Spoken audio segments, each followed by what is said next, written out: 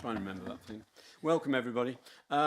We've apologies for absence from Councillor Bruton, Councillor Tom Wells, Councillor Cathy Wells. No other apologies, I don't think. I think the rest of us are here.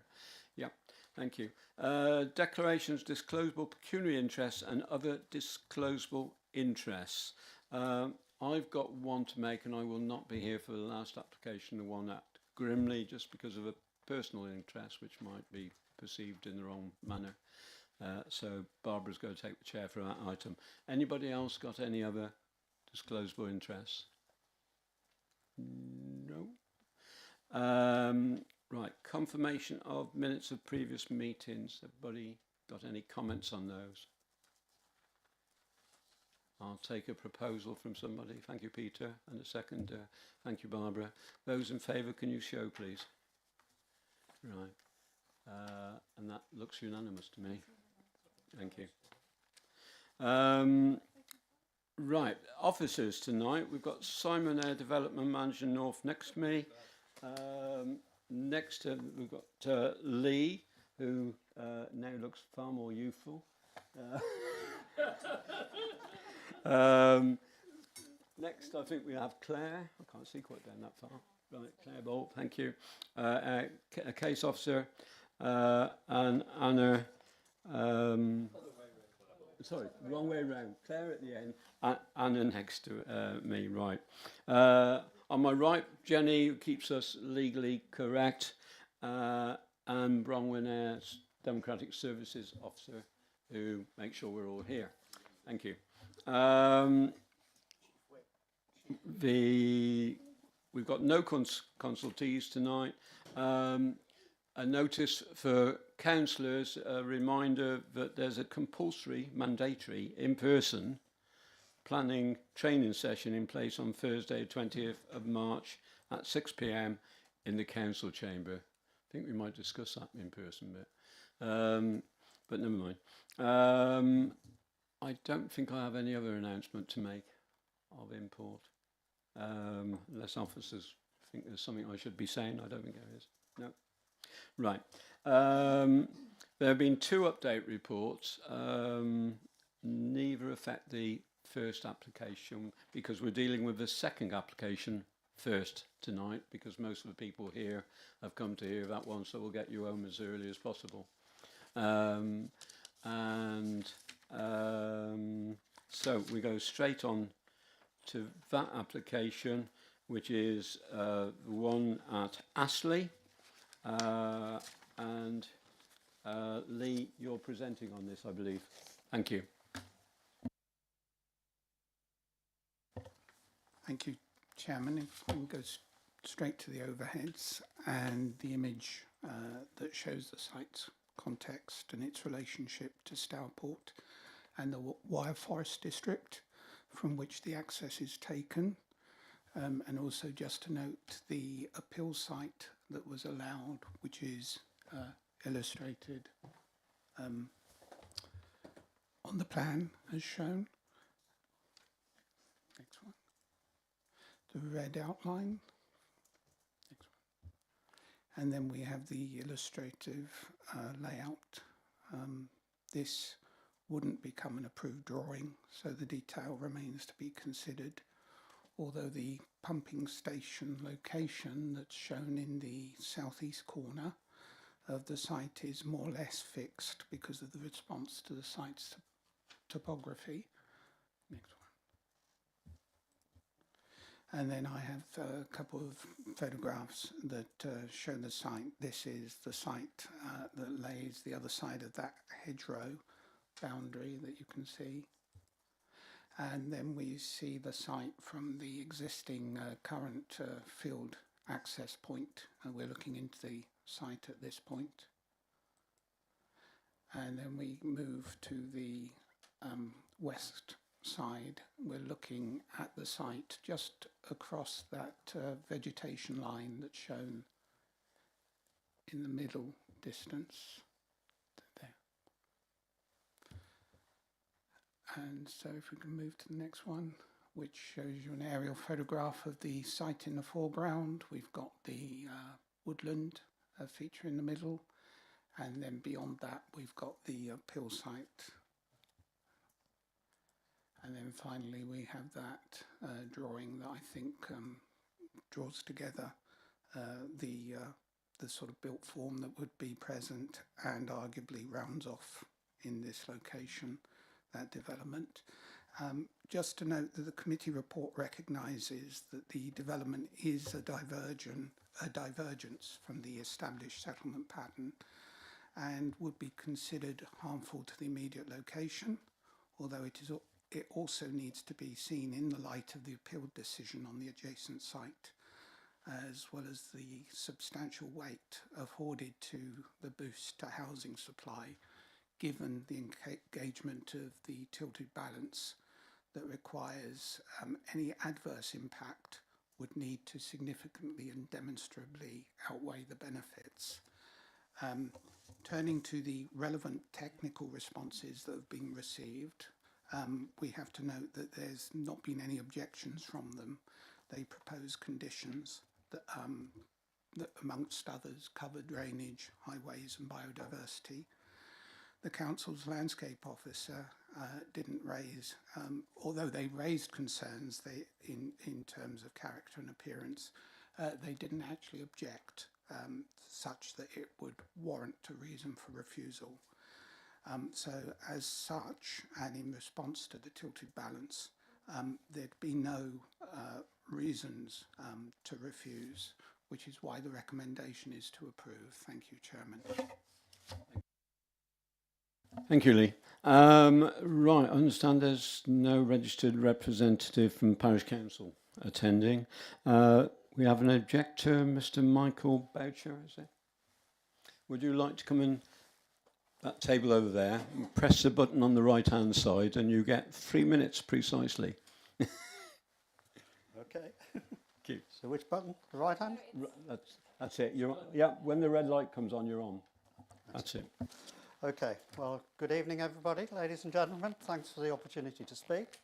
First time I've ever done so, so please be a bit patient with me. Regarding this development, there have been numerous objections which are very well documented, but I just want to particularly attend to one issue, which is the access from Woodhampton Close, which is where I live. I live within 10 metres of the entrance to this development. And really, I don't understand. This access should really be agreed by Wyre Forest District Council. And there appears to be no public record of it that we've been able to discuss with Wyre Forest, and yet it's going ahead. We've had no chance to object to it. The development, together with another development which will proceed, it's in the middle of those fields, will mean something like 80 new houses being built opposite our road. And our road at the moment is 30 houses, so the traffic and the population will be fourfold increased into a very small road. And the proposal is that there's a crossroads with something like 5 entry roads going into the junction, literally in a very small cul-de-sac, which we think has a lot of potential to increase the risk of accidents. A major concern, I've got some of my neighbours with me today, a major concern for us is also the construction traffic which will come through this road, which is going to be, what, 2 to 4 years? This will have, as we can see in the other development just down the road in Marlborough Drive, which is already in progress, all of the tradespeople park in the road. The roads will be muddy, dusty, we'll have constant heavy goods vehicles coming through. We won't be able to get in and out of our own road easily for this number of years. You have a minute left, just so you know. Yeah, that's good, great. Give me 30 seconds. This traffic will also back up through the Walsh's estate, which it's got to come through the estate, and it will be coming through Stourport, through the High Street and the existing bridge, which has already got developments all around our area. So the traffic is going to increase dramatically. And really, I would just point out that the access to this site really should come from Malvern Hills District. from Arley Road where the existing development is going. And I might point out that the development that is in hand for the Snipes has been refused access from Marlborough Drive, which is in Wyre Forest, which is our next road. So I don't see any reason why access should be allowed from our road. As far as I Thank can you. go. Perfectly timed. Right. Thank you. Do I get a prize? Or a badge? We listen more carefully to people who are timed properly. Right, the applicant, Alistair Russell of Stonebound Properties. Thank you, or the applicant's representative. And again, you have 3 minutes. Thank you, Chair, and good evening, members. The most important benefit of this outline proposal is that it exceeds planning policy to provide 50% affordable housing. This is a real terms benefit that will deliver new affordable properties for local residents and their families above and beyond planning policy. It's a highly sustainable, landscape-led proposal located on the edge of the existing settlement of Astley and benefiting from the wider facilities in Stourport upon Severn. It should be noted there are no statutory objections and no objections to the proposal from the County Council Highways, and just to note that the access is located entirely within Malvern's boundary. The proposal will provide an on-site minimum 10% biodiversity net gain, as well as ensuring an enhanced standoff with the woodland habitat that is located off the site to the west, so that it is protected and managed accordingly in future years. These measures are supported by the Council's ecology team. The proposal is surrounded by a mature hedgerow, screening the development from the surrounding area. The hedgerow will not only be retained but enhanced with new native planting. Existing scrub on the site will be left to mature and become new habitats within the green spaces. Members will be aware that the proposal for 145 homes was approved by a planning inspector following a similar form and broadly adjacent to the application site. The same principles evidently apply, and it is clear that planning policy supports sustainable development in this location, particularly with the added benefit of an above policy affordable housing. In consultation with the Council's housing team, it was noted that recent nearby developments in the majority of affordable housing was taken up by residents of Malvern Hills district, living within the locality despite being very close to the adjacent authority.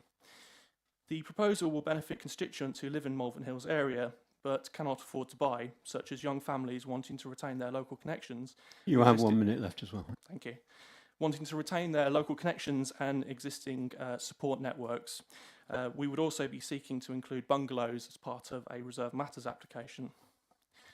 To conclude, recent research commissioned by the Council found that over 3,500 households need affordable housing in the district. The same research found that each year another 292 households arise in the district who are in need of affordable housing. This proposal is supported by officers, planning policy, and can help to address this very real need. Thank you. Thank you for your brevity as well. Councillor Paul Cummings? Thank you. Thank you, Chairman.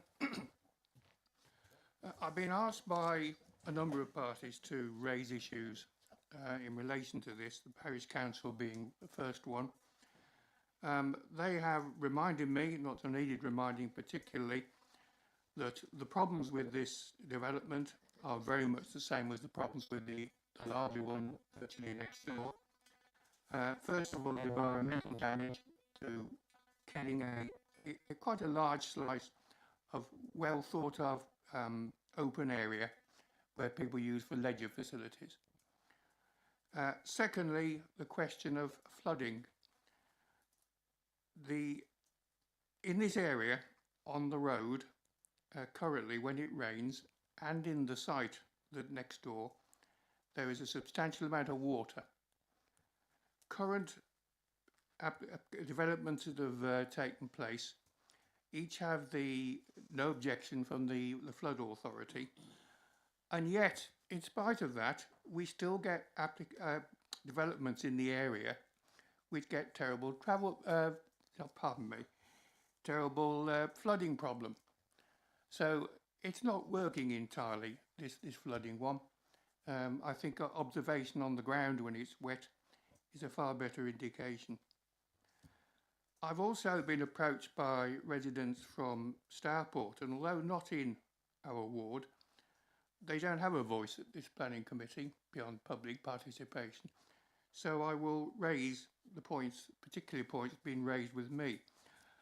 I'm fully aware of the traffic and flooding, which I'll come to later, and the environmental. But I would like to take up and ask officers' comments on this access question. As I see it, and I might be wrong, but I'm a bit confused with everything I've heard, the access is out of Wyre Forest District, and presumably, therefore, Wyre Forest have to make their observations at some stage in this. Would you like to answer on that? Would help, yes, please. Wyre Forest didn't respond to the consultation. So, next point then is, would it be possible, or could we have access to this site from the larger site next door as an extension to the Spine Road?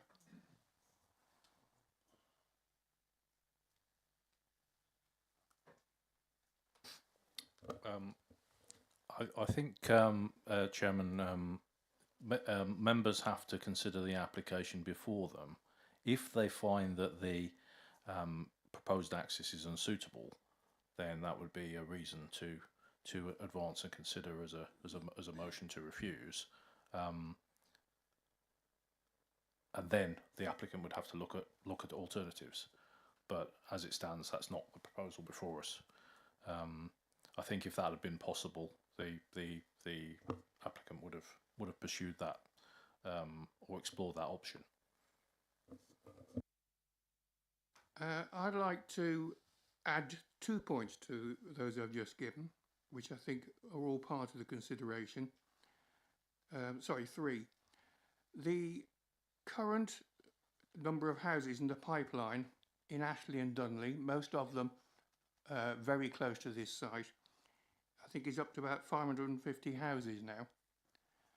That will mean, when they're built, the population of Ashley and Dunley will increase by something like 1.5 times, 1.25 to 1.5 times extra population. So the village will be swamped. It won't be the villages now, it will be a subdivision. Such increases, I think, are harmful to villages in our area, because people who move there wanting a certain type of place to live will no longer be able to have that type. The majority of people will live in the new estates, who I anticipate would have different ideas on what should be done. The other one is question of affordable housing. It was said earlier on that all the housing in this area would be available for Malden Hills residents. Well, that's quite true, but if you look into it a bit more, most of the housing built so far has gone to Wyre Forest. In fact, one of their councillors, when we went to look at it when it was officially opened, thought it was actually in Wyre Forest.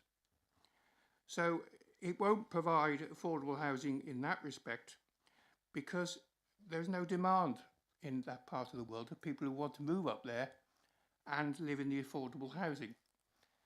We have the current system, and whenever affordable housing is offered, there's no local demand. It's to go wider afield. And I think, as I said, it is so far from the rest of the district where people currently live that I don't think they're going to get there. The other final point is traffic. It is, I think everybody's raised an objection on this, and we ought to be aware that if another 550 houses are built, you're talking an awful lot of cars wanting to cross the River Severn, because in the vast majority of cases, I think all new housing built on this side of the river, in this part of the world, people will be travelling across the river to get to work. So the idea of transport plans helping out people can use the bus is somewhat limited. I would like to see, because this doesn't just affect Stourport, it also affects the bridge at Holt, but both I think need to be taken together. I think we need the County Council to look far more seriously at the traffic in the area across the river, because at the moment it's been largely put to one side. I have been told they're going to have a look at it when I've pushed, but that's pretty meaningless at this stage. Should this application be approved, I would either like to have added, either by amendment or by note, whichever is considered most appropriate, that we actually request the County Council to look at the river crossings in Stourport and Holt and see what can be done to sort out the problems. Already Holt is over capacity before these are built, before the Worcester houses are built. And I'm reminded frequently, and I've been caught up in it, the traffic queues going into the town of Stourport, which are pretty bad at the moment and will only get worse. So we have tonight, I think, probably the way devolution tends to work. We're given the powers to make decisions, which we will do tonight, and that's fine, as long as we make the decision the government wants. If they don't want it, it's turned down by appeal. And that is my big fear this evening, that if we did turn it down, because of the various other factors involved, as with it has in Martley, Aberley and other local villages, I think we'd just be overruled. But there's not much we can do about that here. I think that's all I've got to say at the moment as to the problems with the development. I think my co-councillor, Councillor Paul Cumming, has given a very, very, very clear account of this area of Astley Village and the problems that they are encountering. So I look forward to hearing the other members debating. I just want to back up something that Paul had just said then about the traffic. So my work is at Holt, and I spend quite a lot of time going to Stourport, and we employ a lot of people that come from that direction. And just to back up what was said about the bridges, I mean, the one at Stourport is beyond ridiculous now in terms of how long it takes to go there. We could have members of staff, for example, go there for their lunch, but they wouldn't do because they wouldn't be back till tea time. So I think that has to be considered. The terms of what we're doing is adding quite a lot more traffic into that area, and actually the building that's happening with the current development, all the lorries are parking on the road, so it's causing kind of real issues for that. So I think just to back up what Paul said as well about the county, I think we do need the county to sort of, turn up to these applications to be able to answer questions or to be able to lay out what they're going to do in regards to infrastructure, because it's okay us putting the houses in place, but we do need the correct infrastructure in place first. And whilst there's a school not too far away, whilst there's shops not too far away, they're reasonably inaccessible. And I think active travel routes are pretty poor for this particular area as well, because it's quite dangerous to be either on a bike or on foot for some of these roads. So I'd just add that and sort of back up what Paul said there. Thank you. Councillor Barbara Jones-Williams. Yeah, thank you very much, Chairman. I think because of the close proximity to Wyre Forest, I think that I almost feel that this application should be deferred. I think that Wyre Forest should have the opportunity to actually give their comments on the impact of what this traffic is going to do to their residents, presumably on the other side of the road. Do you think perhaps that you can show us where the Wyre Forest boundary is? It's the other side of the road, which the speaker actually, which the speaker actually said that it would impact the road opposite, which I believe is in Wyre Forest. Local member, can you confirm that? Yes, Windsor Road. It is. And also what impact this is going to have on the bridge in the middle of Stourport, as the local member has already mentioned. I think it's bad of Wyre Forest if they've been given the opportunity to make comments and they haven't. I feel really that they ought to have made comments. So that's why I think maybe that it ought to be deferred until maybe that we have some form of comments from them. I'll wait till other council have, and then you could put a motion for deferral if you wish towards the end, or local members might want to. Anybody else wish to comment? Councillor Godwin. Thank you very much, Mr. Chairman. At the beginning of Lee's explanation of this application, I wrote, "Give up and go home," because that's basically what we've got to do.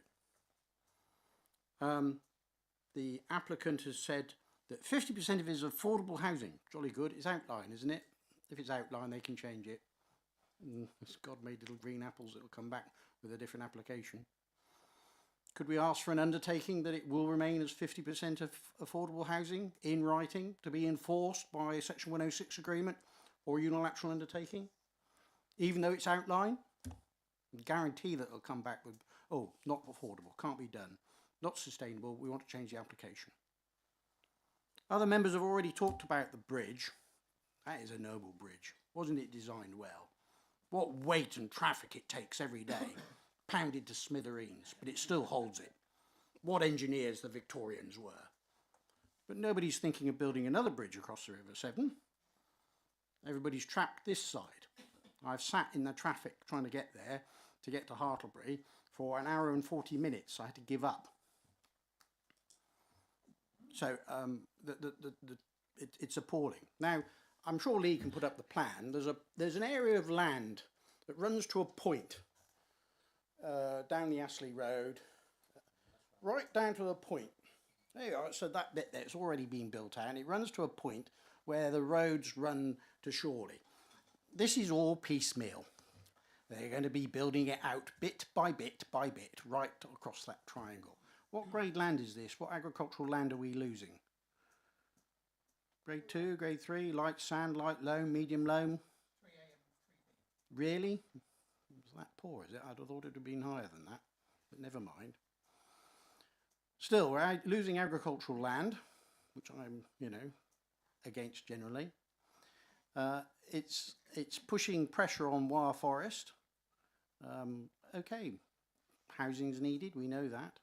They're building all over here and up the main road. My instinct is that, again, give up and go home. National planning policy says it's got to be passed, even though there's no infrastructure to support it. No roads that are big enough. We've already heard somebody talk about flooding. And okay, this is quite sandy land around there. It should drain quite easily, but the engineering of it seems to be backwards. They forget that gravity works. Water runs downhill. So I am, we are between a rock and a hard place. His Majesty's government says that we must build houses. The local community know the problems that these houses are going to create. Wyre Forest is very conveniently sat on the fence and said nothing.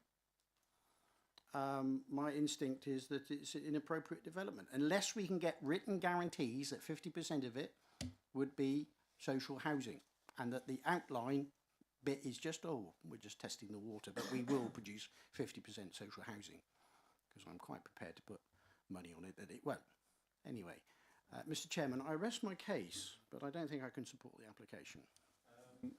Simon wishes to speak on that particular point, and I did notice the representative was nodding his head saying they would, I assume, give an undertaking.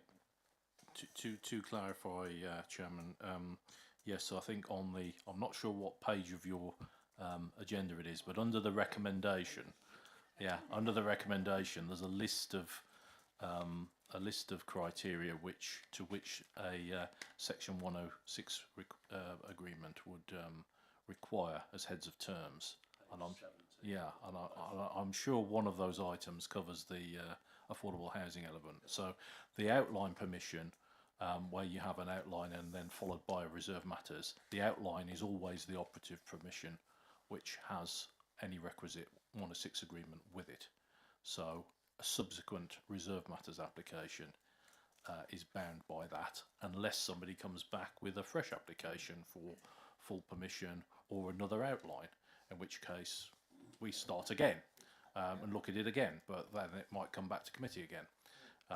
So those matters can be secured, and they're part of the proposal. Councillor David Harrison.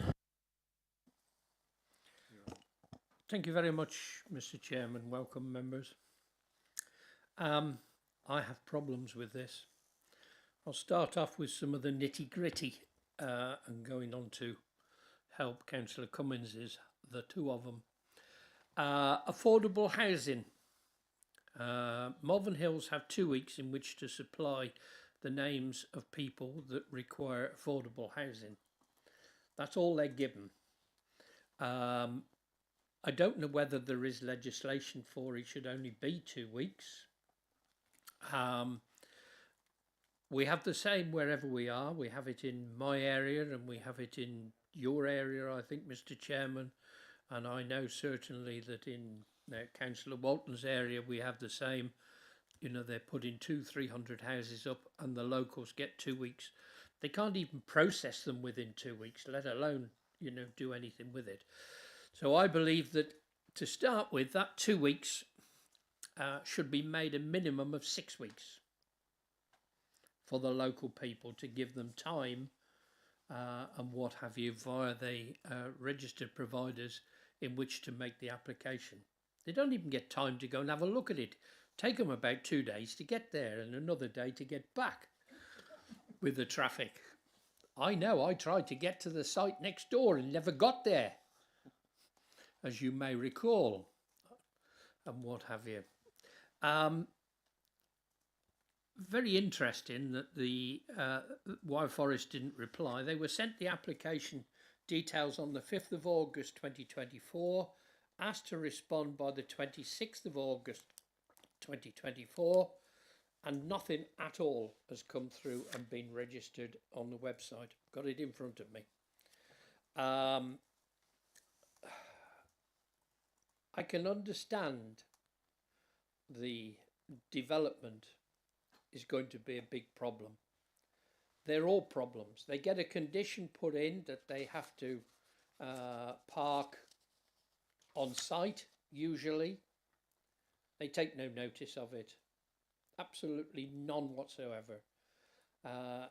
If we started, or if the residents started sort of putting in comments about this to our enforcement team, it would be easier and cheaper for one to become resident up there, because it would take him the day to get there before, and they'd have all gone home by then.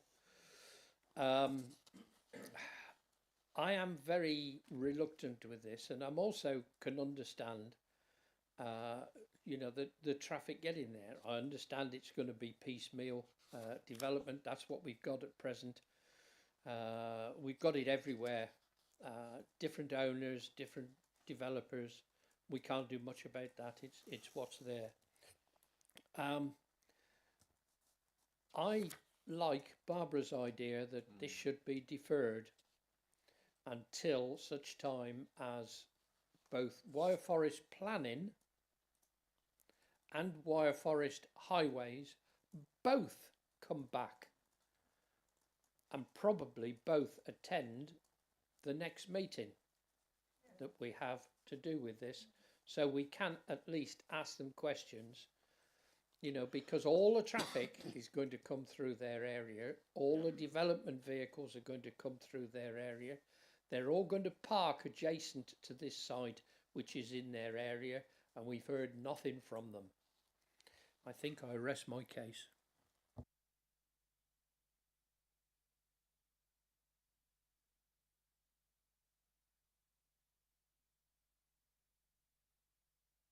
A tentative proposal for deferral. Can I ask the local members what they think of that, please?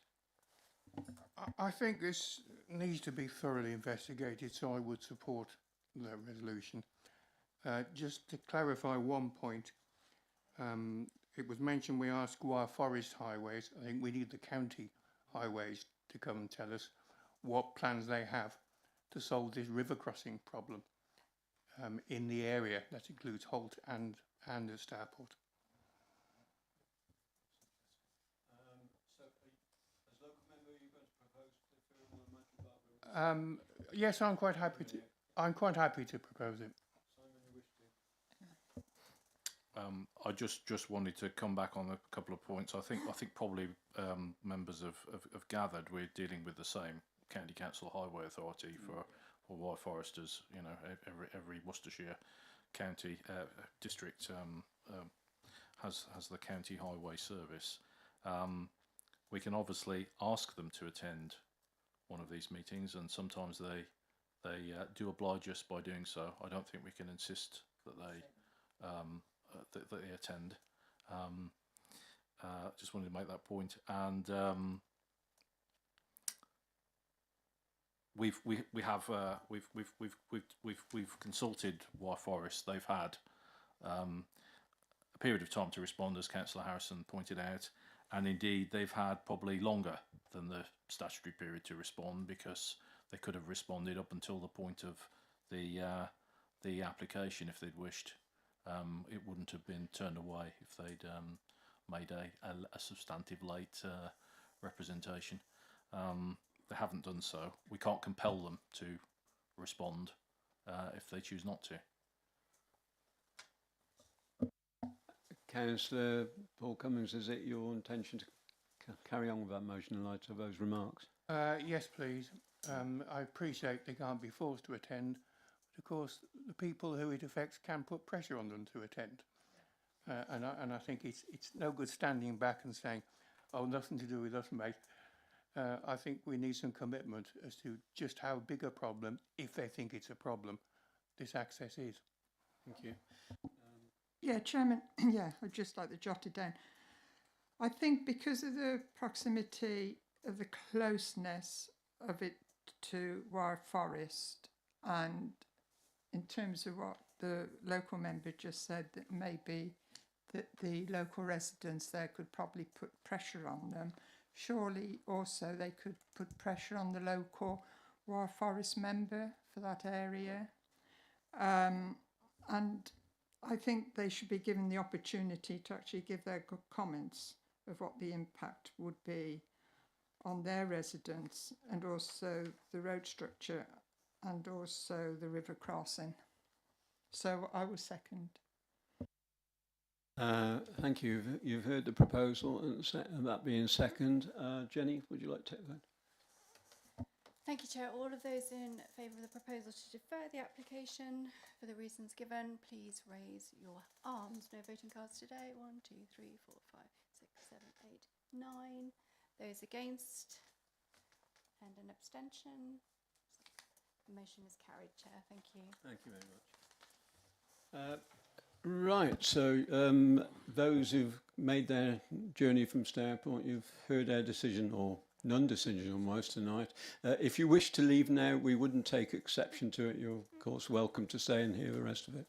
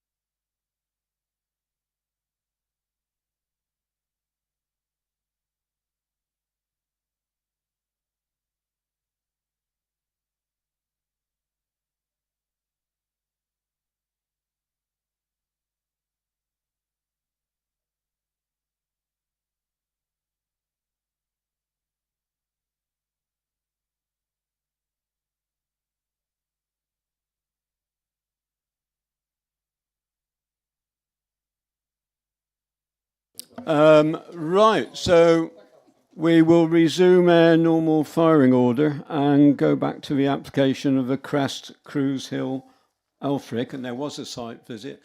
My thank you to those people who did attend the site visits. Anybody who didn't, really, I just feel sorry for. It was one of the most beautiful views I've ever seen in this country or anywhere else, I think. It's wonderful. Thank you.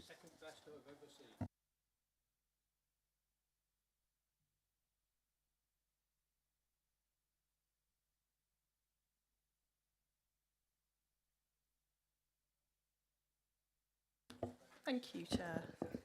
Okay. So this application is for the extension and refurbishment of the existing house together with a replacement garage. So the first slide, Simon, shows the site location in red alongside an aerial photograph, and this shows the... Hang on a minute, Claire.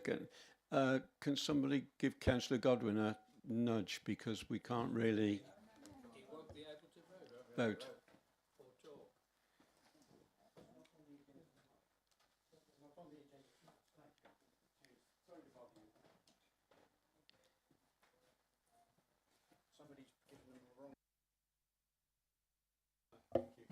Okay, thank you. So this shows the location plan alongside an aerial photograph, and it shows that the site is in a rural setting, and the settlement is scattered around, and the nearest properties include Woodside Cottage to the north, Cruise Hill House to the south, and there's a listed building to the west at Baston Hall. The site's in the Malvern Hills National Landscape.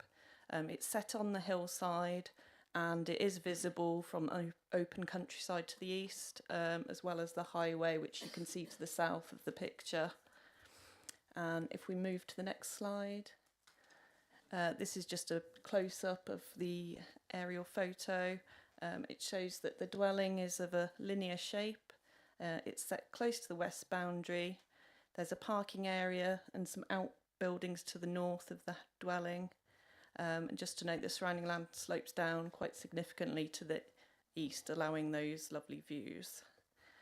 The next slide shows the planning constraints. So as well as being in the national landscape, there's Cruise Hill Wood Triple SI around 18 metres to the south, Ravenshill Wood Local Wildlife Site 50 metres to the north, and there are some public right-of-ways in the wider area, including those alongside the access lane, which are shown in red. The next slide shows the existing and proposed block plan. This shows that there will be there's a proposed extension to the north end of the property, which will extend eastwards, creating a gable end. There'll also be replacement garages to the north of the dwelling. And the next slide shows the existing and proposed west elevations. So the existing dwelling is quite linear in form. It originated as 2 rural workers' cottages and has since been merged. It dates from the mid to late 19th century. It's previously been extended, so on the elevations you can see the top east and west. There are 2 single-storey side extensions.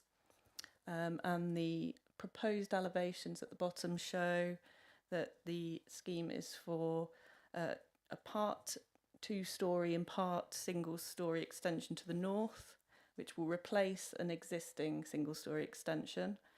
And that northern end will include pitched roofs and flat green roofs. The elevations would be red brick and timber cladding, and the west-facing elevation will include a balcony and some glazing. The changes to the existing extension to the west side include, which is the side facing the lane, include cladding an existing small extension in timber and increasing its height by around 1 metre and changing it from a lean-to roof to a gable roof. The next slide shows the existing proposed north and south elevations and a proposed section. The northeast elevation shows how the extension will extend westwards into the site, forward of the dwelling by around 6 metres. And it also helps to show the varied roof forms and heights of that part 2-storey and part single-storey extension. And the southwest elevation shows that it's proposed to re-roof the existing single-storey extension, add solar panels, and then enclose a terraced area with glazing. And on that west elevation, you can also see the extension, which is close to the lane, which would be timber-clad. And then the sectional drawing just shows that it's also proposed to include some solar panels on that new north extension. So the next slide shows the proposed and existing floor plan. So the new extensions will provide a dining room, lounge, utility and hall at ground floor. And at first floor level, it will add some extra rooms so that the dwelling would go from a 3-bedroom with a family bathroom to a 4-bedroom house with each bedroom served by its own ensuite. And that just shows the green roof section as well of the single-storey element. The next slide shows the existing outbuildings. So these are set quite close to the lane. They're generally finished in timber and they're proposed to be removed. And the next slide shows the proposed outbuildings. That just shows also the outline of the existing so you can understand the change. They're proposed to be timber clad with green roofs, and it does include new fencing and gateway to the site. Whilst the plans show a 2.5 metre high fence, the applicant has confirmed to me that it would be a 2.1 metre high fence. And if we did move forward with this, we could ensure those details are secured. And the works would involve around the removal of 3 metres of hedgerow, which is currently on by the entranceway. So one thing to note is that as the works would result in the number of bedrooms increasing, there's a parking requirement set out in the Streetscape Design Guide of 3 spaces. The applicant's proposed spaces as well as a carport. However, the design guide doesn't include carports within their parking calculations. So it would, in theory, see a displacement of cars to the highway. There's also a requirement in the highways guidance to set back a garage 6 metres from the highway, which this application doesn't show. And then we'll just move on to the next slide, and there's some photos of the site. It just shows the property. It's clearly a historic cottage, and you can see one of the side extensions that's single storey, as well as a small rear extension, which I think added a bathroom at some point. And the second photo just shows the position of the existing garages. The next slide shows the front of the property, which overlooks the valley below, and another close-up of the dwelling from the lane. So that first photo just shows how it's been extended in the past with the addition of those 2 lean-to type extensions. I think is that all the photos? Oh, just a couple more of just the site. And the recommendation is for refusal for the 3 reasons as detailed within the committee report. In summary, these include the impact on the character of the dwelling, which is considered by your officers to be a non-designated heritage asset, the impact on the local and wider landscape and views within what's a national landscape, and then the failure to demonstrate the sufficient off-road parking and the impact on highway safety. Thank you, Chair. Now, there was a considerable update on this, and sorry I should have mentioned it beforehand. Has everybody had a chance to read it? Thank you. Right, we've got a parish council representative from Suckley Parish Council, I believe, Councillor Simon Dew.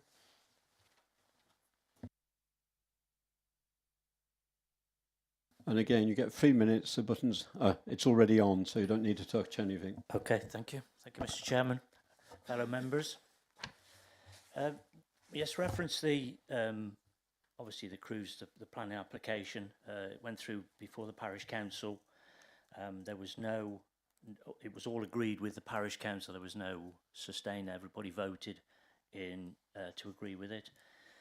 And also there's been no objections from local neighbours. So the people that is going to affect have come to the planning. They've decided that they support it.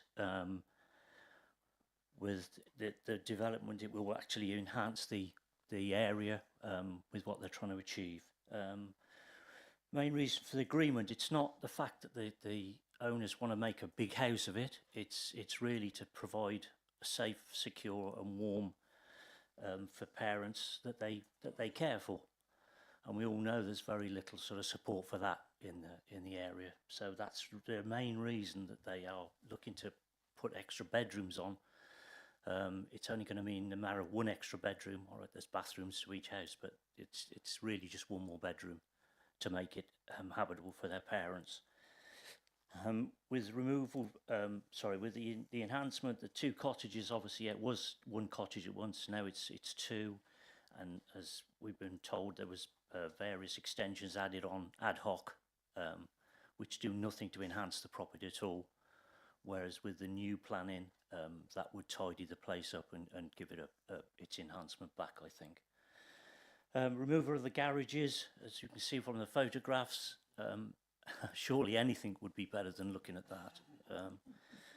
6 metres back from the road, I don't know, that's obviously a legal requirement, but they're on the side of the road at the moment, so surely there's a line of planning there. Standard of workmanship, if that's the concern. I don't know whether the committee saw what they've done over the road to the conservation area. That's been done to the highest standards. It contributes to the conservation and enhancement of biodiversity on the site and wider area. So they've put a lot of work and effort into the wildlife of the area, and I think the house would be exactly the same. You have about 30 seconds left. Okay, thank you. And the present owners are very well liked in the area. They do a lot for the local community, fundraising. They're on several committees for local shows. So to lose somebody with that sort of commitment to the village would be a great loss as well. Thank you very much. Thank you. The applicant's agent, there's no objector. The applicant's agent, Sandy Greenhill. Thank you. Again, 3 minutes.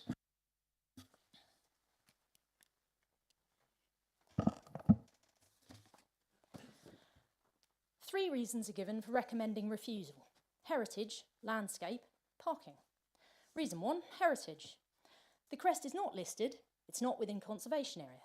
It's a potential non-designated heritage asset, so national planning policy requires a balanced judgment, having regard to the scale of any harm or loss and the significance of the heritage asset. The expert heritage statement concludes that the significance is somewhat limited, citing the loss of walls, stairs, almost all internal features and numerous alterations. It states that the scale of loss is limited to 20th century alterations and will leave the original cottages essentially unaltered, retaining almost all the historic fabric and all of the present character. The archaeology officer now accepts there is no evidence of any World War II observation post. Malvern's design guide states that a contemporary design can be particularly successful as an extension to historical buildings, although it is unlikely to look much like the existing buildings. Reason 2, landscape. The crest is only visible in the far distance or obliquely for a short stretch of the track. The proposals accord with all aspects of the AONB guidance on building design, and the National Landscapes team have no objection to the form of the extension because it's sensitive to the character of the house with a steeply pitched roof and narrow footprint. There are local examples of other historic houses with similar prominent gables.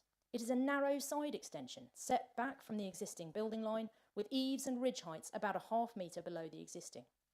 Their minor queries on materials and boundaries could be resolved by condition. There is no limit set by the guidance for the area of an extension or its orientation. By turning the extension at right angles to the house, we minimise the width of the extension and its impact on the main elevations. The form is not anomalous, as suggested by the case officer. It gives a layered depth to the elevations, helping to break down its scale and shade the glazing. A simple linear extension, as favoured by officers, would make the whole building longer and would not provide the oversailing eaves, louvers, deep setbacks and modelling that shades the glazing and reduces visual impact.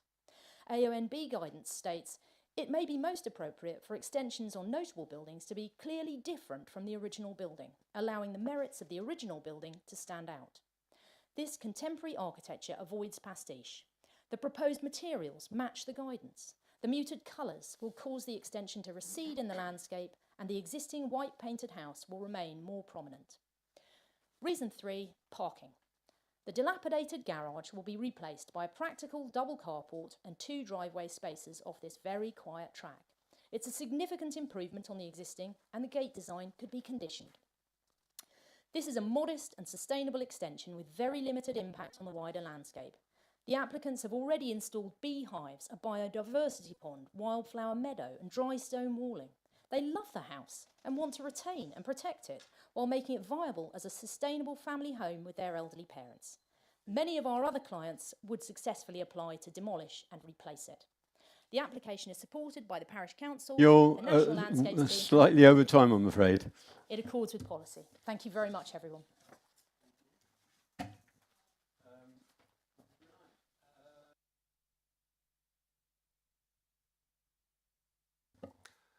Thank you, Chair. Good evening, everyone. What a curious application this has been. I've been following this for many months now, and yet we're still getting bits of paper on the day of the meeting itself. And I have a spread of exciting bits of paper in front of me, some of which agree with each other, some of which contradict each other, depending on which expert opinion has been sought that particular week. But let us cut to the chase, and you've heard many of the key points from the 2 previous speakers. This is not Chatsworth or Blenheim. It has not been a planned dwelling created by a great master.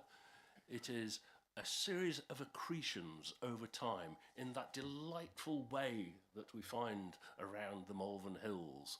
Bits have been added, bits have been probably taken away. It's linear-ish because there are bits that poke out in all directions.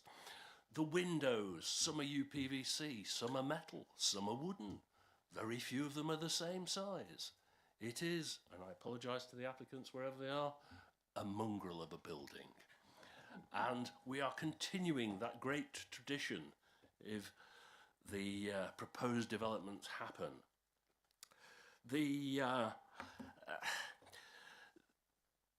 Let's talk about the vernacular around this location. And basically there isn't one, other than more mongrels. Yeah? All the properties that you saw on the map have evolved over time. The next door property, if members, and I did think the site visit was incredibly useful, I thank the officers for organising it. The next door property has multifaceted gables. The property 2 away is actually ultra modern, of a type that would grace grander designs and has much bigger windows and wooden facades than are being proposed for this structure.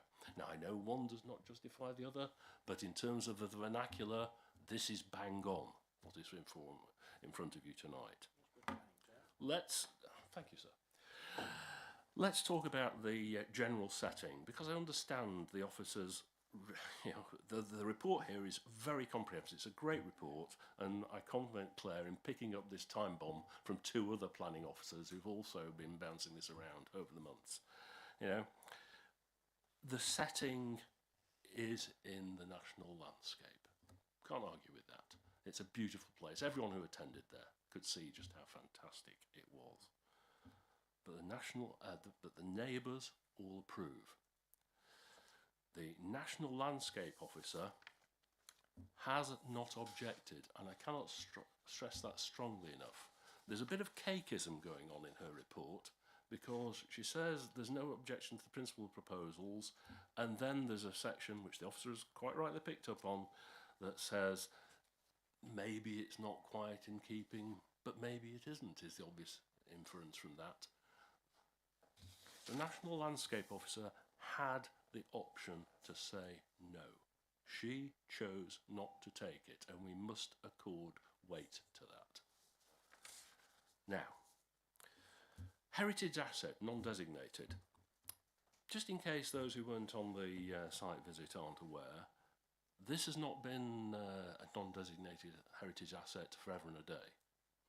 It was suggested to become one in January this year as part of the process of this application.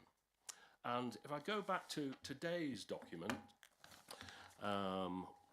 which is, I think, from the Heritage Officer, if I remember right, there's so many people involved.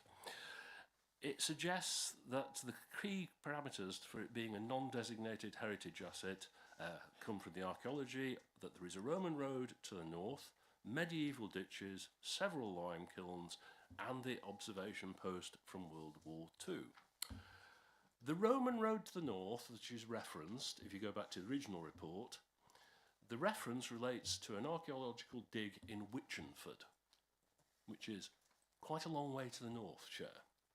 And the Roman road, which is referenced, appears in the detailed diagrams in that report and is supposed to come roughly northeast to southwest across the Suckley Hills. Now, we don't know precisely where it is because I'm not even sure that it's definitely there, but we'll assume it is because that's only fair. If it does come in a straight line, Roman roads, it's about a mile north of this cottage. It's not in the same ballpark.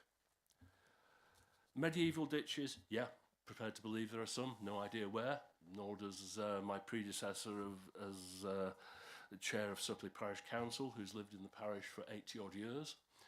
Lime kilns, there are certainly some lime kilns around. The archaeology says it's to the southwest. We actually think the nearest ones are to the northeast, about 1.5 miles away. There you go, lots of lime kilns. The observation post from World War II, which was the nominal reason for suggesting this as a non-designated heritage asset. Whisper it low, Chair, but the materials from that are pretty certain to have been removed in the early 1950s when building materials were in short supply, and they were, what's the modern phrase, repurposed by person or persons, probably who better repurposed, unknown. It ain't there. There's no reason. So all the nominal reasons for making it a non-designated heritage asset fall away. And finally, the highway and the garage. You can see the highway in these pictures. It's not an adopted road. It will not surprise anyone who was at the site visit yesterday. The adopted road is itself an incredibly narrow and tortuous road, as anyone who went to the site visit will attest. It is a public right-of-way, and I clocked one walker in the hour or so that we were there yesterday, no, Monday it was, wasn't it? There's a great legal phrase which Councillor Godwin will recognise immediately, de minimis non curat lex. The law does not concern itself with trivialities. And thank you. And this is about as trivial as it could be, and I mean no offence to the officers. I mean, look at the flaming garage, sorry my language. It's wood leaning over at an angle. It's corrugated iron, which looks even dodgier. Replacing it, as I think it was Councillor Dew said, can only improve the situation. Yeah, okay. If you can't get to the requisite number of cars on here, it's not, on, remember, on a public road. And as we all know, there was ample parking opposite on the applicant's land. What more can I say? You'll gather, Chair, that I am minded to put a proposal that we reverse the officer's decision and approve this. But I am, of course, reserving the right to speak after hearing my colleagues, and I will need a seconder, alas. But I think that's enough. Thank you, Peter. Councillor Douglas Godwin. Thank you very much, Mr. Chairman. Peter, quite happy to second your opinion that this is rep ipsa locutor. The facts speak for themselves. This should be approved. The family are spending their money on their property, on their land, in their time, and we should be backing it as an improvement in the community. Thank you very much.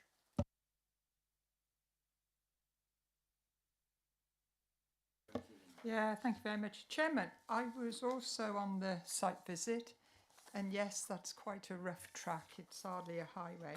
Yeah, but you've got a Range Rover. Yeah. Right. Right, a couple of things.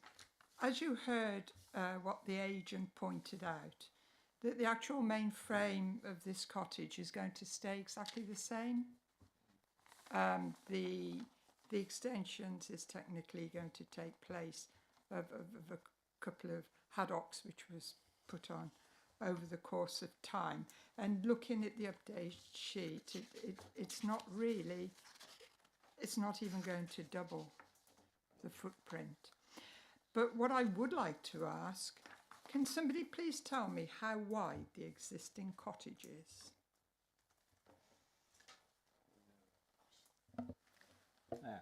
Hi, yeah, the original cottage is about 4.1 metres wide, I think.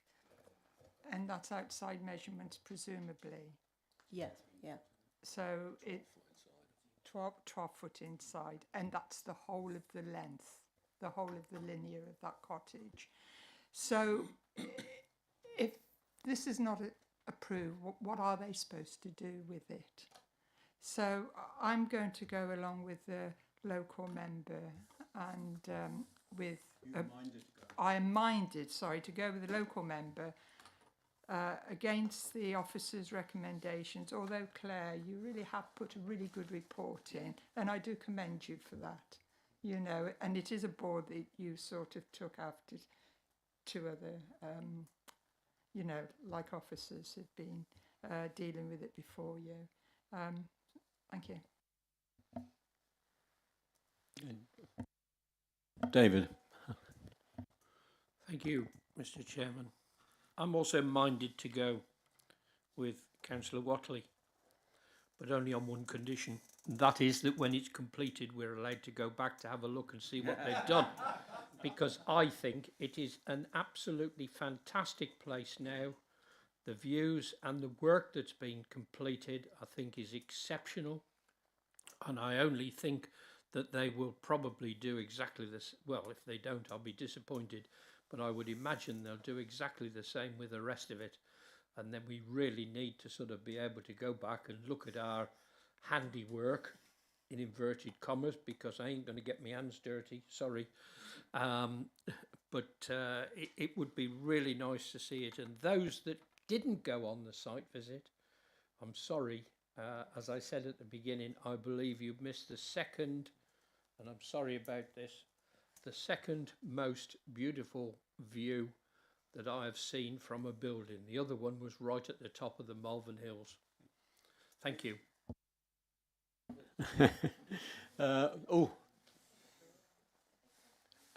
Douglas, I think that remark is inappropriate. Anybody else? No? I'm going to say a few words about the Roman road almost. I do remember about 70 years ago. Literally, my father had taken me, must have been in a Austin 7 or something like that, because he'd got family around there going along, and him actually saying, that's a Roman road there. When I went out, how could there possibly be a Roman road? So from local history, Peter, going back, there is a Roman road somewhere there. I couldn't locate it. The other thing that did bring it to mind was when we went by, and I mentioned this to somebody, there was 1 or 2 cottages on the roadside falling down, totally. And I must have been into planning even in those days, because I mentioned it to my father, and he said, well, of course, they used to have, they're just 2 rooms, 1 up, 1 down, and all the family lived upstairs. We're looking at moving forward. We do need to retain aspects of the past, but we do need also to be aware of the present and future needs. Part of this, and we don't usually give on personal reasons, but part of this is for a multi-generational use. And I think, well, maybe not determining it, should put a bit of weight in their mind that the older, certainly in the society we're in now, where we find it very difficult to look after the elderly, that should be partly shadowing our mind. Thank you. Right, the motion, proposed motion, do you, Pete? I do wish to propose that we approve this contrary to officer's recommendation, complete with the conditions in the National Landscape Officer's report related to boundary treatment, green roofs and lighting, which I gather are acceptable to the applicant. Yeah. Normally we ask for a positive reasoning as well. Have you that in mind, or would you like some assistance from the officer? Well, I always welcome help from the officers, but I am minded to say that this will be a high quality addition to the landscape and to the housing supply, and fulfills a nominal addition in the housing supply. Now, if we need more positive reasons than that, I'm open to suggestions. Well, I mean, I've noted what members have been saying about the proposal. I think what we just need to cover address the refusal reasons that were put forward, and my colleagues given me a list of conditions. I'll just run through. Just part of the.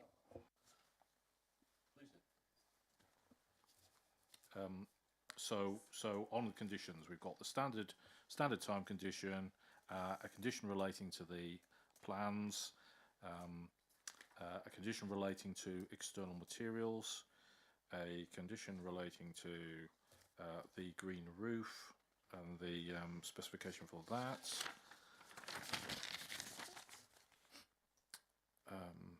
a condition relating to boundary treatment, a condition relating to soft and hard landscaping, condition relating to external lighting, if there is any, tree protection measures, arboricultural method statement. Yeah, those 3 tree conditions were as recommended by our tree officer. Archaeology and water management statement.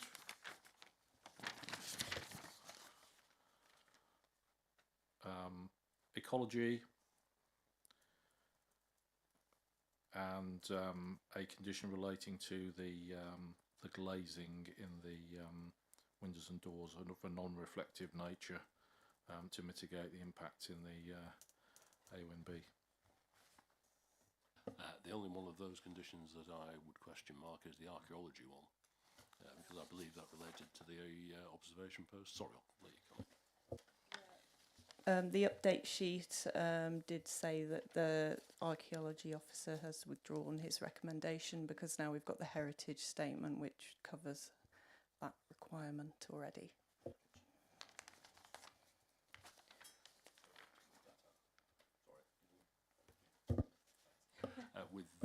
With that change, if it's agreed, I'm happy to do that.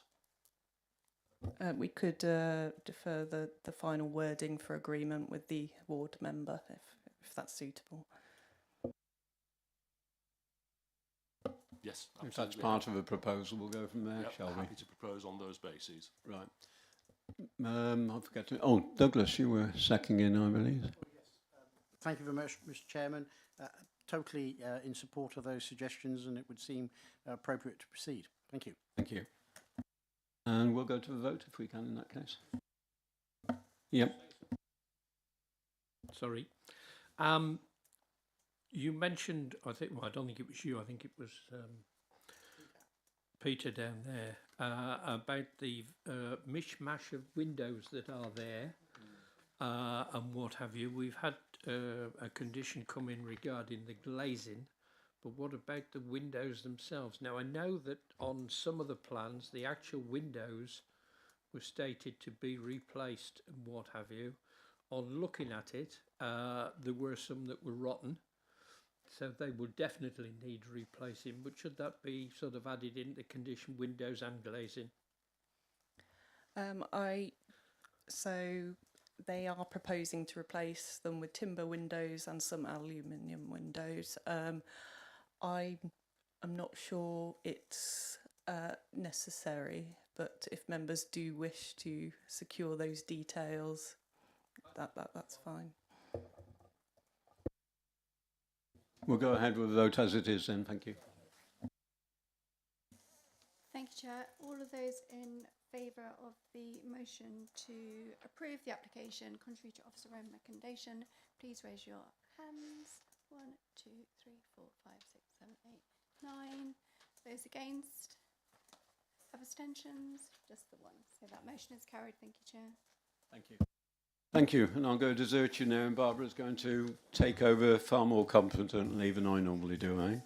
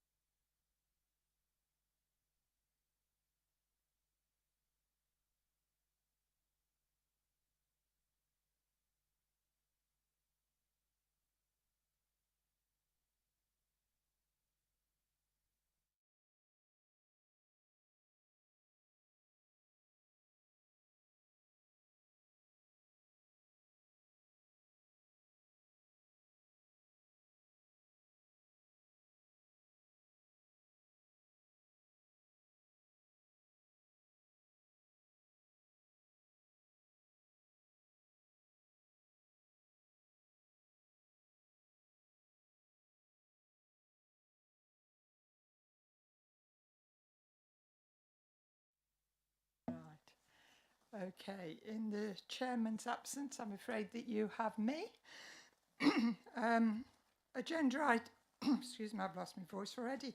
Agenda item 8, M24 stroke 00345 stroke full. It is the new inn at Sinton Green, and the case officer is Anna Priestley. So can I hand over to Anna, please? Thank you, Chair. This is an application for 2 new dwellings and an extended parking area at the New Inn Public House in the locality of Sinton Green, which is a Category 4A village with few services and facilities within it. Next slide, please. The aerial photograph, as you will see, whilst it's the newest available that I could find, is actually somewhat out of date because previously all those trees and hedgerows existed around the site, but a lot of that has been cleared in recent years, and the site itself is actually more exposed to public views, and the public house is more prominent within the street scene now. The application site's outside of the defined development boundary for Sinton Green, but adjacent to it, and you can see that the land is in the curtilage of the public house, and appears as a small paddock to the rear of it, with neighbouring properties located to the south and to the north of the site. The existing pub benefits from 15 car parking spaces and an outside seating area to the north and to the east. Oh, one's missing. Sorry, no. Could you go back one? Sorry. The existing site plan is much the same as the location plan. It shows the lack of any built development within the site, and the red line indicates the location of the proposed new access point off the lane. Members should be aware that the existing pub benefits from an extant planning permission for partial conversion of the part of the pub, an extension to form a 2-bedroom dwelling. The extant permission would result in the loss of a number of parking spaces along the northern boundary, and the proposed application seeks an additional 8 spaces for vehicles to the west, which adjoins the boundary to the jet dwellings. Gravel is proposed to match the existing parking area, and a new fence is also proposed to divide the parking area with the new housing development. The proposed dwellings would be sited to the west of the pub on land which currently has a post and rail fence along the road, and a new vehicular access is proposed onto the adjoining highway. Next one, please. The proposed dwellings would be reflective of neighbouring development in the area, each being a modest 3-bedroom detached unit. Plot 2 proposes a similar style to Plot 1, but with small variations to the design. The proposed carports would sit between the dwellings and the public house and would be a simple single-storey flat roof timber construction. The dwellings are proposed on the plans to be red brick with grey concrete tiles, or grey roof tiles, apologies. The site sections just provide a view of the dwellings in relation to the adjacent public house and the heights and distances between them. And lastly, we've got the plan showing visibility displays at the new access, and you can see the arrangements for parking and manoeuvring of vehicles in the proposed carports. Turning to photographs, this is just some photographs of the pub frontage and looking past it up the lane towards the site. And this is the actual site itself, looking from the road. You can see the boundary post and rail fence, and that the hedgerow has been completely removed along this side. On the right, you can see the area to the back of the pub where the new parking spaces would be provided, and the bottom left photograph is looking back down the road, and you can see the residential dwelling on the opposite side of the road. And just as a final slide, I've sourced some street scenes predating the removal of the trees and hedgerow, which just shows you the more recent changing character and visibility of the site and the public house. Whilst the proposal to extend the parking area raises no particular concerns and is in officer's view policy compliant, the officer recommendation is for refusal of the application, primarily due to the dwellings being in the open countryside outside of the defined development boundary, having regard to the fact that this is a unsustainable location and the urbanising impact of residential development of this site. For these reasons, and as set out within your officer's report, officer's recommendation is for refusal. Thank you, Chair. Yeah, thank you very much indeed, Claire. The representative from the Parish Council, Councillor Adam Collett, would like to speak. You have 3 minutes. Thank you very much.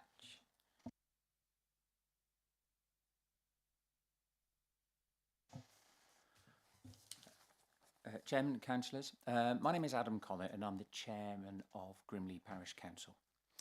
The Council initially met in April 24 and resolved to place holding objections against this application.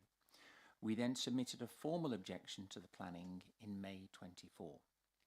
The application was amended and we met again in November 24, where the Council resolved to support the application with conditions. These conditions are set out in the communication to the Planning Officer on the 29th of November 2024. The Council at its meeting noted in paragraph 77 of the MPPF, it states, in rural areas, planning policies and decisions should be responsive to local circumstances and support housing developments that reflect local needs. On balance, parish councillors considered that the circumstances in this application did not undermine the National Planning Policy Framework or South Worcestershire Development Plan Review, since both emphasise strengthening local economies and containing long-term visions for economic and community growth. The Parish Council did stress that a consent should not set a precedent for future development outside of the existing settlement boundary, as each application must be regarded in the context of its own merits. We do, however, note that the Planning Officer's recommendation, she states in section 8.1 that the development is contrary to policy SWDP2 in terms of its location outside the nearest settlement boundary, and in section 7.2.10 the proposal does not meet any of the exceptions with the presumption against new residential development in the countryside. It is therefore contrary to policy SWDP2C. So, in summing up, the Parish Council gave its conditional support on the basis that all conditions were met. These included: a consent should not set a precedent for future development outside the existing settlement boundary. The total number of parking spaces are reserved and to be used at all times by patrons of the public house.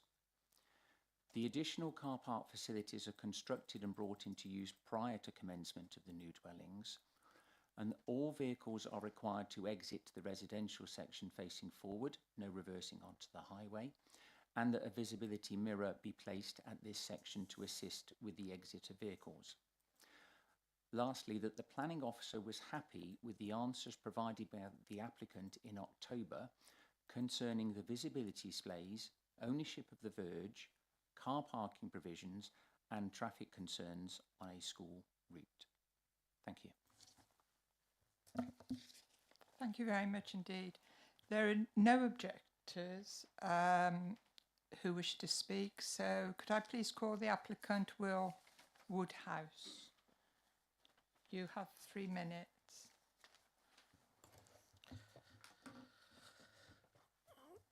Thank you for the opportunity to speak this evening. My name is Will and I own the application site, including the pub and associated car park. Having lived in the parish for all of my life of 40 years, I purchased the pub in May 2023 after it was left derelict for 12 months. The site was completely untouched for years, with the pub and surrounding area needing significant work to bring it back into use. My wife and I reopened the pub in September 2023, and we've built up a good trade with the local community and residents from nearby villages such as Hallow. We've also helped to deliver a number of new local job opportunities at the pub. This application will deliver a number of benefits to the local community. As you would have seen on your site visit, the pub and the site for the houses are linked. The scheme will deliver 2 high-quality new homes for the village. Not only does this help support local housing supply, but the future occupiers can also help support the pub. In the first quarter of 2024, 239 pubs closed in England and Wales. Therefore, the pressure placed upon these important community facilities is ever growing, and being an owner, I can see this on a day-to-day basis. This application as a whole will help support the long-term sustainability of the pub. Funds generated from the residential development will be used to implement the parking area. The provision of a new car park for the pub will help alleviate parking issues experienced by the village. I have aspirations to extend the pub in the future to provide a larger area for food services, as this is the key to sustaining the pub in the long term. These aspirations can only be realised if we get planning permission to develop the site. My goal is to sustain this pub in the long term to help support the local community. We've had a letter of support from the Parish Council who recognise the importance of retaining a local pub in the village. There are no objections from any statutory consultees. The Highway Authority are satisfied that the proposed access to the dwellings is safe. The access point will be graded lower than current conditions to provide a much lower gradient onto the highway and improve drainage. I hope you can see that the significant local benefits of supporting this development outweigh the adverse impacts outlined in your Case Officers Committee report. We therefore hope that you will support this application. Thank you for letting me speak in favour of this development. Yeah, thank you very much indeed for that.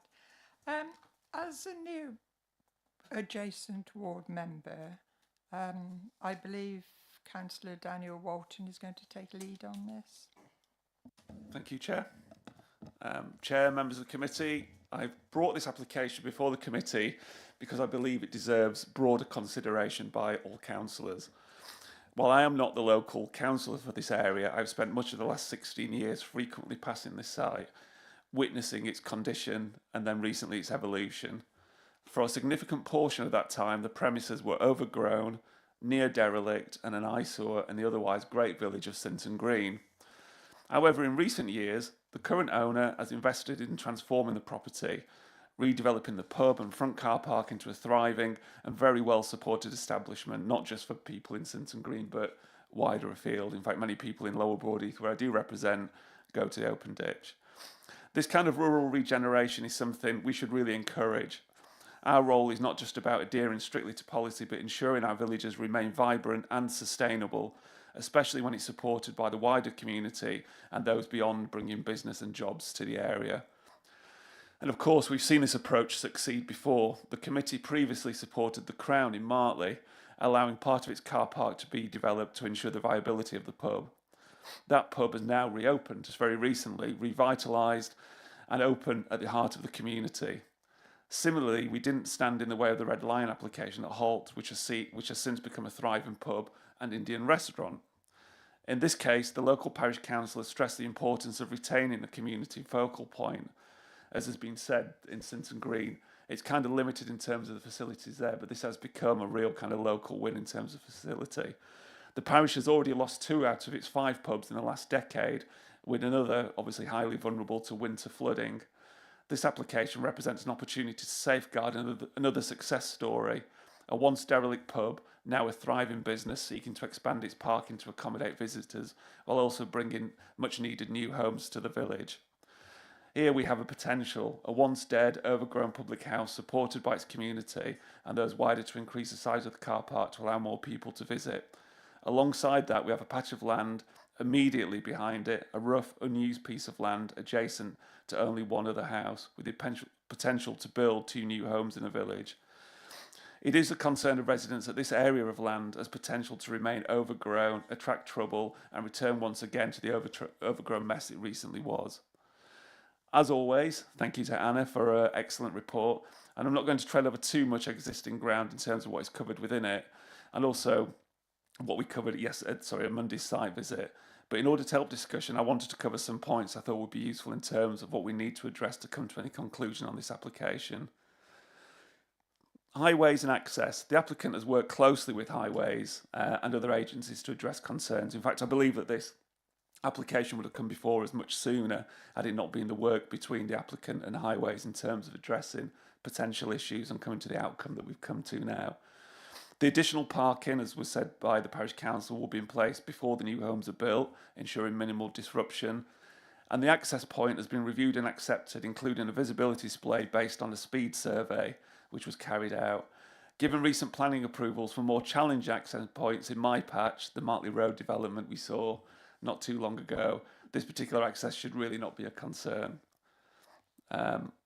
Drainage and land use. The applicant has also worked with land drainage authorities to ensure all conditions are met. And the land behind the pub, which I've just said is currently rough and unused, has real potential just become overgrown and a kind of lost area between buildings. Planning, boundary and local need. The houses are just outside the settlement boundary, as said, absolutely adjacent to it, but the pub and car park extension are within it. The parish council has rightly recognised the benefit of this development, particularly as it enhances a community asset, and the additional parking will relieve current pressures, reducing on-road parking, which is already a concern for the local community. Particularly in summer, the open ditch does suffer from people parking around the green when they can't get into the car park, so this will support that element of it.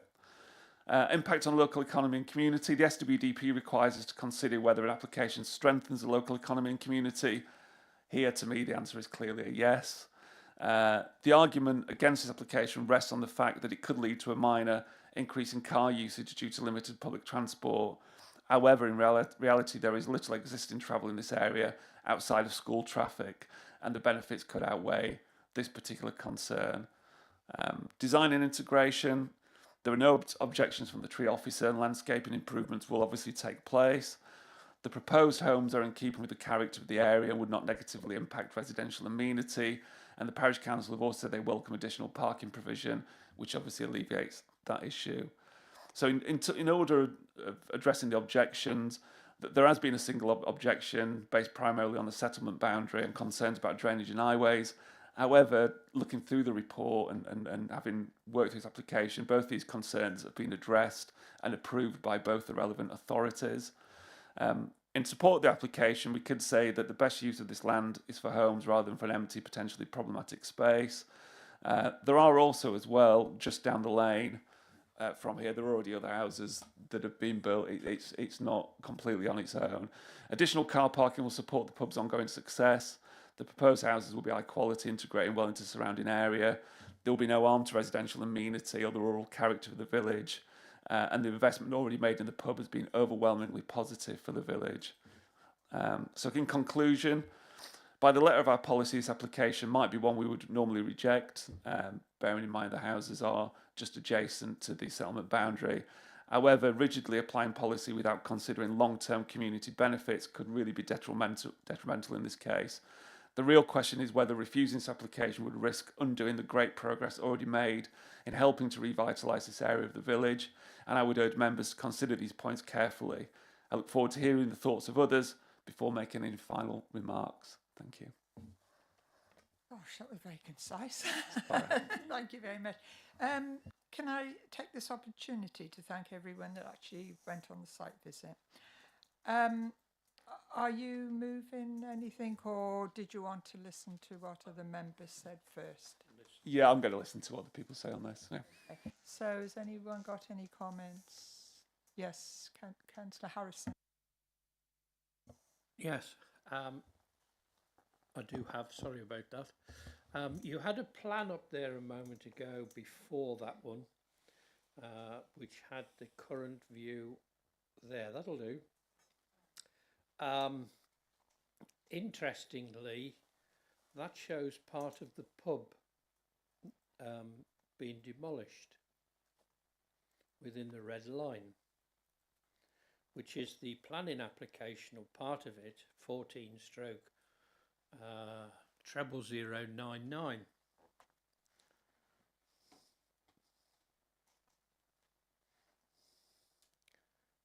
You've got better eyesight than me because I can't see that.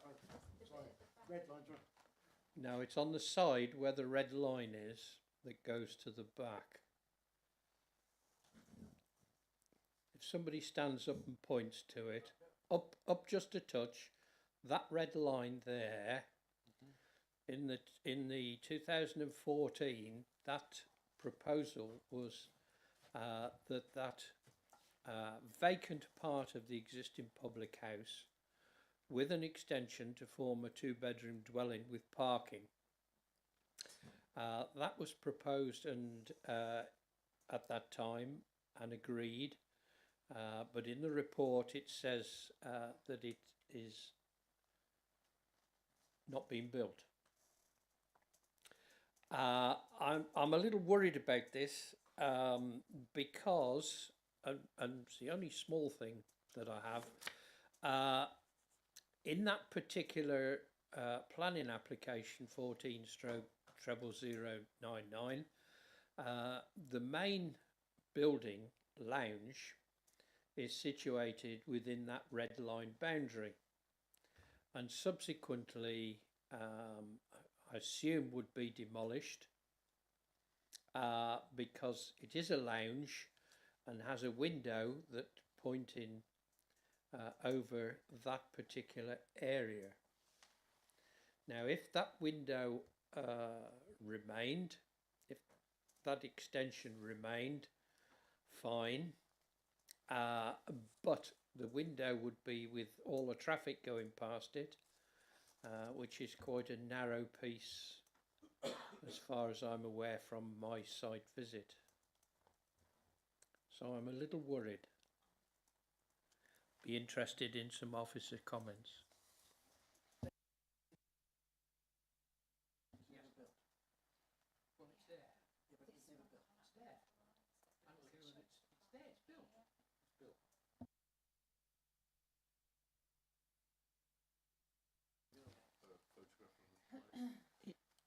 Yeah, but is that actually within the planning application, that site? It is within the planning application.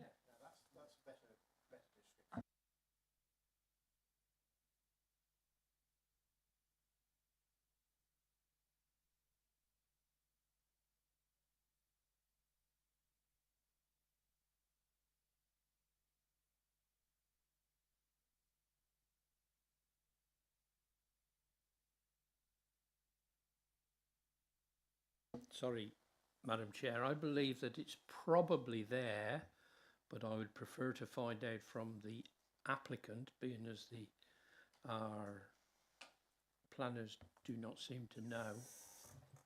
Are They we may do. talking about the grey building on the plan that is the extent of the pub at the moment? The box. Can't see it off there. Which is not infilled. Next one. There. That's it. Right, there's a box. There's a little box above the red line that goes. Oh, that one. Question I'd like is, has that been built? I know, as far as I remember, and we only went on site on Monday, that wasn't there. The extent of the building as exists is the grey part. And obviously there is a 2014 permission, but the layout plan at the moment sort of overrides that. You wouldn't be able to get to the parking that's proposed at the back here. I'm worried about. So you would. So my understanding of what's been submitted is that this is an alternative to what was approved in 2014. 2014 was for a dwelling, but it would have, as I said in the beginning of my presentation, would have resulted in quite a significant loss of parking. So what's now before is to extend the parking area, improve parking for the pub, and then put 2 dwellings further back. And I don't think you could implement both at the same time. You could only do one or the other. But in your report, it does say it's an extant planning permission. That's correct. So they could implement the 2014 one, but if we granted permission for this, they'd have a choice of this one or the 2014 one. Does that make sense? So if we approved permission for the 2 houses, and they decided to build the 2 houses, then that conversion of that part of the building and that extension would then become null and void. Can I? Yes, please. We have had, there have been scenarios before where this sort of situation's arisen, where there's an extant permission and there might be a concern that both are implemented or there's a hybrid of the 2, and the way to get around that is to have a legal agreement if required, where the applicant agrees to do one or the other.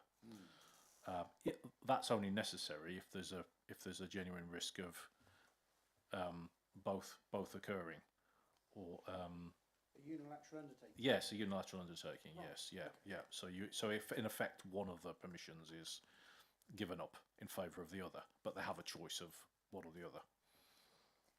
Okay. Fine. So we could do that. We could explore that if members felt that they were minded to support the application. Okay. Are you quite happy with that? I just feel that you're trying to provide parking, and then if that is built, then you're going to not be able to provide the parking because you're not going to get there. or if you are going to get there, it's going to be very, very restricted. I'll leave it up to the officers, but I just wanted to bring it to the attention of the officers and members.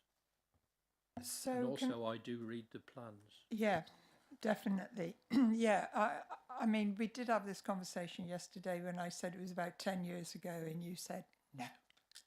But, Councillor Walton, are you quite happy with that? That if we were minded to approve it, that condition could be put in? Yeah, I mean, it's not built, and I think obviously the part of this application is the two things, isn't it? It's the parking and the houses. So we're dealing with both of them at the same time. And as you rightfully say, if that was built, then it would block out access to that parking. So I don't believe there's an intention to do both. And obviously one of them's 11 years old now, so it's very unlikely. And I'd add also the point was made during discussion that there was a desire to see the parking delivered first. So if that would need to be, I guess, by a condition, given that the application involves both the housing and the parking, and then if that condition were complied with, in effect, the parking would be provided before the housing, wouldn't it? So there wouldn't be a risk of the parking not being delivered and the houses being built. That's why I think it potentially is a bit of a moot point, if I'm being honest. But if that's what other councillors, what other members want, then I'm fine with it. Councillor Godwin. Oh, sorry. Oh, you sure? Councillor Cumming. There's only one thing that worries me, and that's having an undertaking. That's only relevant if the council enforces it. And I have quite an important case in our ward where the council's not enforcing it. So the application was granted on certain things being done, and they're not being done. It would probably not have got approval had that been stated to begin with. So I appreciate there are many plus points on this, but I'm unable to support it because of that situation that we have not too far away from here. Councillor Godwin. Thank you very much, Mr. Chairman. With reference to Councillor Walton's very erudite summing up of the situation, I know the circumstances of rural public houses. We've had to fight tooth and nail to keep the Bellet Pansacks open, and fortunately they are back in business and thriving again. We've had other situations in the district where we've tried to assist public houses, and luckily enough they are thriving with that support and community support. We have a situation here, as Councillor Walton said, of sort of land that's in the village and it's not in the village, and it's behind a pub, and what was it used for in the past, and could it be used for something better? And here we have an application for something sensible in the community, which is supported by the community, which has generally the sort of the intentions of being able to enhance the area rather than just leave it. And also it produces a useful asset for the community. So I would second any motion, if Councillor Walton wishes to produce it, to go against Councillor Officer's report and ask for approval, subject to the conditions that Simon sort of suggested, and the item that David pointed out about a overlap of planning permissions. But I would have thought if one was 11 years, it's probably died anyway. But they say it's extent, so a unilateral undertaking to give that up would be part of that process. Oh, there has been started, so it's extent. Okay, so that would have to be given up as part of the swap round, as Simon Jones has pointed out. So it's a village, it's the community, it's in the countryside, it's right next to the planning curtilage boundary for the village. We get these up now and then, and it would seem to me that the proposal would be appropriate in the circumstances, taking everything into the round, everything into the consideration that we have to do, that there is sufficient gravitas to this application for it to be passed for development. Thank you very much, Mr. Chairman, Madam Chairman.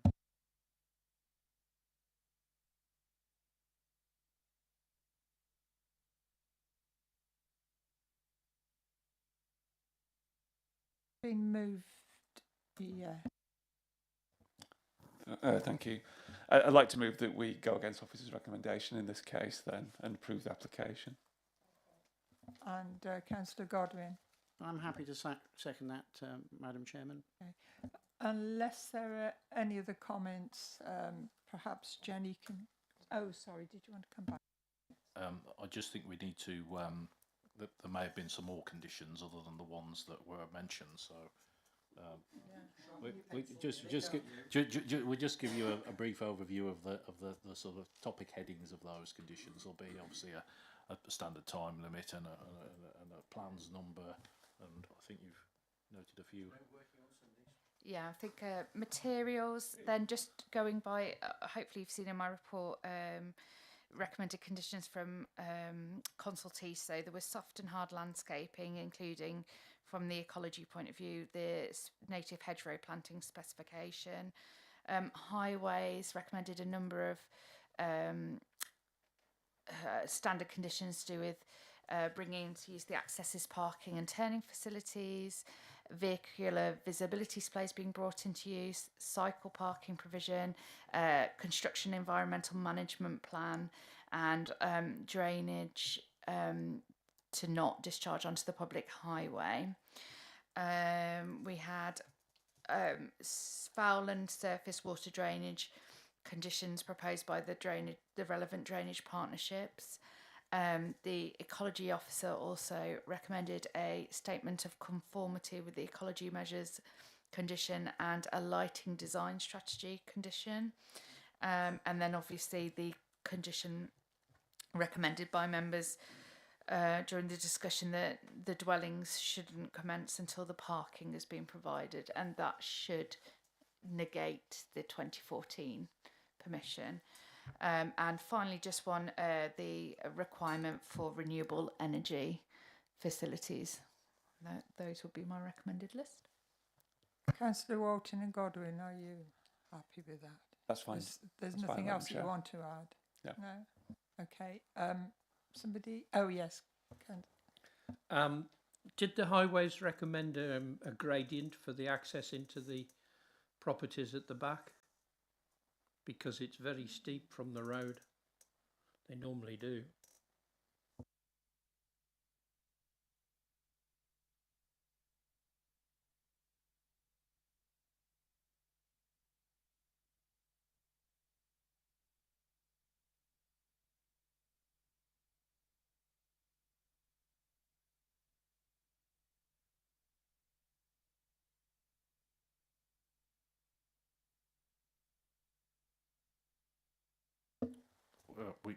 We can go back and ask them to specify something. You know, they may have omitted to provide that information. Is that something we can do afterwards in terms of delegation? Yeah. If members delegate the authority to officers, yes, we can do that. Yeah, as part of the. I think that deals with it. Yeah.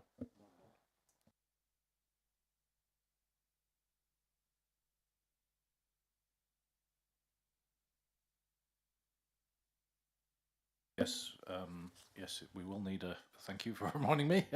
We will need a legal agreement, yes, to secure a number of things, primarily the affordable housing contribution. Yeah, yeah. So the recommendation would need to be to grant, subject to the conditions and completion of a satisfactory legal agreement to secure affordable housing. I think there's probably nothing else, is there? Other requirements? Yeah. So just be clear, Chair, sorry, what we're doing in terms of the access, is that going to be delegated to... Yeah, okay, fine. So it's been moved and seconded to be delegated with, it will have to be with yourself, Councillor Walton, and the officers for recommendation against officers' refusal. Is everybody quite clear as to what they will be voting on? Okay, so I'll hand over to Jenny.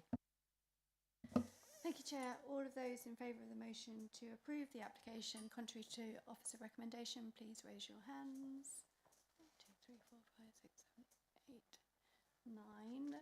Any against? 1. The motion is therefore carried. Thank you, Chair. Thank you very much. That concludes the meeting, but there's the next scheduled meeting is Wednesday, the 2nd of April. So thank you very much and a safe journey home, everybody.